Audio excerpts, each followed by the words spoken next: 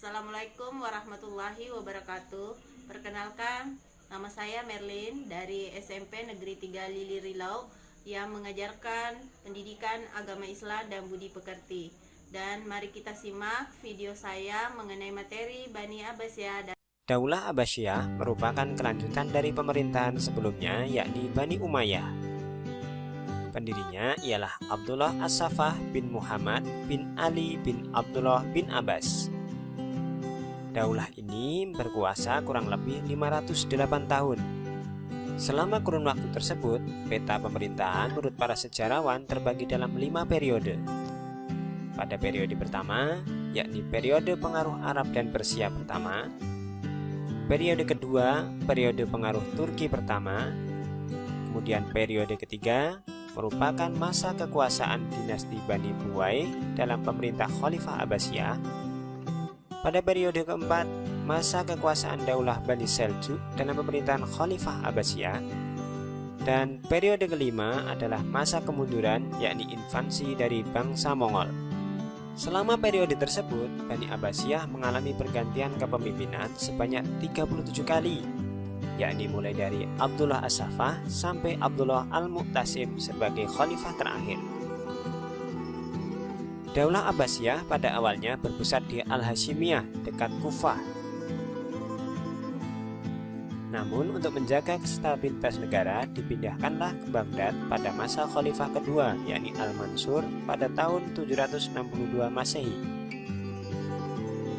Al-Mansur juga mengenalkan tradisi baru dalam pemerintahan, yakni mengangkat seorang wazir atau menteri koordinator, membentuk lembaga negara, membentuk polisi negara, serta memaksimalkan fungsi jabatan pos. Pada khalifah yang ketiga, yakni Al-Mahdi, perekonomian Bani Abbasiyah meningkat tajam. Peningkatan terjadi di sektor pertanian melalui irigasi, dan juga peningkatan hasil pertambangan seperti perak, emas, tembaga, dan besi. Daulah Abbasiyah mencapai puncak keemasannya, yakni pada masa Harun ar-Rasyid. Bahkan ini disebut sebagai masa keemasan umat Islam. Pada masa beliau, kesejahteraan dan kesehatan masyarakat meningkat tajam. Beliau banyak membangun berbagai fasilitas publik, di antaranya rumah sakit, serta lembaga kedokteran dan farmasi. Bahkan saat itu sudah tercatat terdapat kurang lebih 800 orang dokter, yang mana jumlah tersebut adalah jumlah yang cukup banyak. Masa keemasan terus berlanjut pada masa Al-Ma'mun ar-Rasyid atau putra dari Harun ar-Rasyid. Beliau adalah pecinta ilmu filsafat, sehingga pada masa beliau penerjemahan buku-buku asing dari Yunani digalakkan. Bahkan beliau tak segan untuk menggaji orang-orang non-muslim untuk menerjemahkan buku-buku penting. Dan karya terbesarnya adalah membangun Baitul Hikmah, sebuah perpustakaan yang juga berlaku sebagai universitas. Dari situlah beliau dianggap sebagai pelopor perpustakaan umum. Karena cintanya Harun ar-Rasyid dan Al-Ma'mun tentang ilmu pengetahuan, maka pada saat itu muncullah banyak cendekiawan muslim. Siapa saja? Mulai dari bidang kedokteran, terdapat seorang yang namanya Jabir bin Hayyan, yang disebut sebagai bapak ilmu kimia. Kemudian ada Ibnu Sahal dan Ar-Razi, ahli penyakit campak dan cacar. Pada bidang matematika, kita kenal dengan Al-Khwarizmi, yakni penemu huruf 0 dengan bukunya Algebra atau Aljabar. Kemudian ada Umar bin Farukhan, penemu geometri. Juga Banu Musa, penemu ilmu mengukur permukaan datar dan bulat. Pada bidang ilmu falak dan astronomi, terdapat Jabir al-Batani sebagai seorang penemu teropong bintang, dan juga Al-Farazi, penemu astrolog. Perlu diketahui bahwa astrolog dalam versi modern saat ini kita sebut dengan GPS. Kemudian pada ilmu hadis, kita kenal dengan nama-nama besar seperti Imam Bukhari, Imam Muslim, Ibnu Majah, Abu Daud, dan At-Tirmidzi.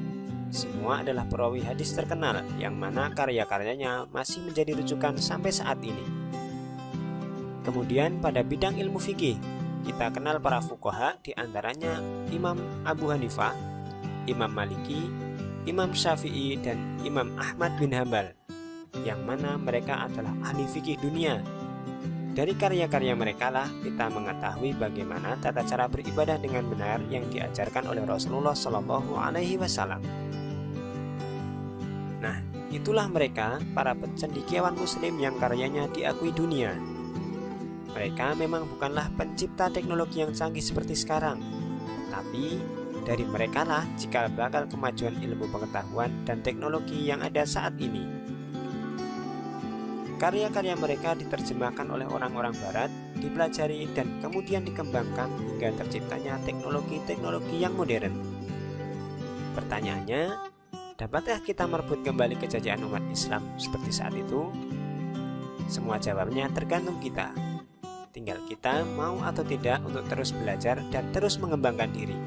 Karena kita tahu bahwa dunia barat terus maju dengan selalu mempelajari dan menemukan hal-hal yang baru.